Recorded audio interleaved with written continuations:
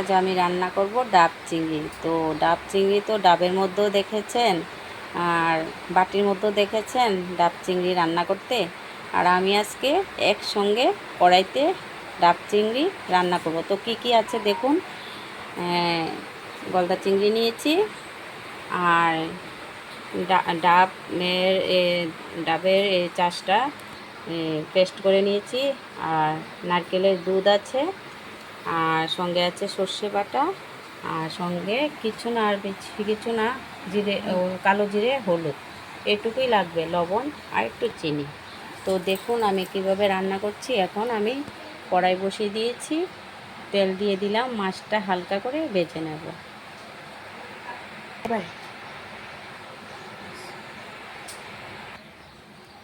তেলটা গরম হয়েছে, এখন একটু কালো জিরে দিয়ে দিলাম, আর অল্প একটু নুন দিয়ে দিলাম। এখন মাছটা দিয়ে দেব।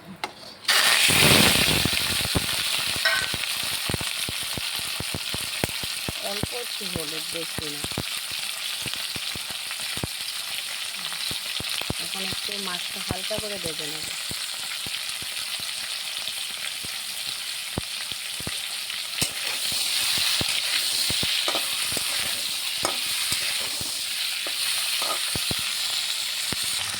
মাছটা হালকা ভাজা হয়ে গেছে, আর এখন আমি সর্ষে আর নারকেলটা একসঙ্গে মিশিয়ে নিয়েছি, এখন দিয়ে দেব।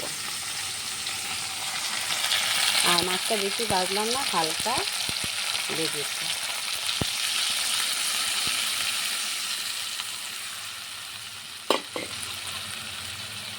এখন কম আছে দেখে দেব, আর 4-5টি কাঁচা লঙ্কা আস্তে দিয়ে দিলাম। এখন দেখে দেব।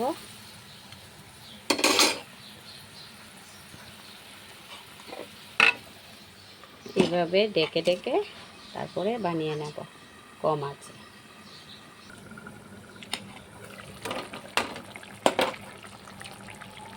হয়ে গেছে, আর অল্প একটু সময়।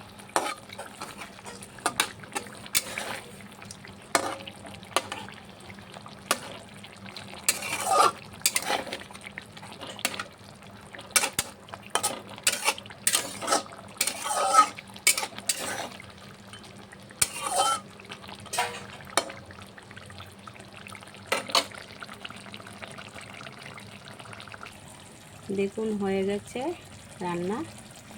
আমি ডাব আর বাটিতে করিনি, কড়াইতে করেছি।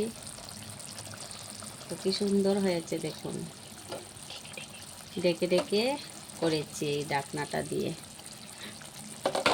এখন হয়ে গেছে, নামিয়ে নেব। কি সুন্দর হয়েছে,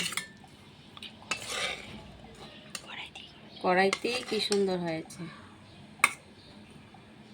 ভাবলাম আজকে কড়াইতেই করে দেখি, কারণ ডাবও রান্না করেছি, এরপর টিফিন বক্সও রান্না করেছি, আজকে কড়াইতে করলাম। গরম ভাতের সঙ্গে এইভাবে কড়াতে রান্না করে হয়েছে। দেখে ভালো লাগলে আমার পাশে থাকবেন, সাবস্ক্রাইব করবেন, লাইক করবেন, শেয়ার করবেন।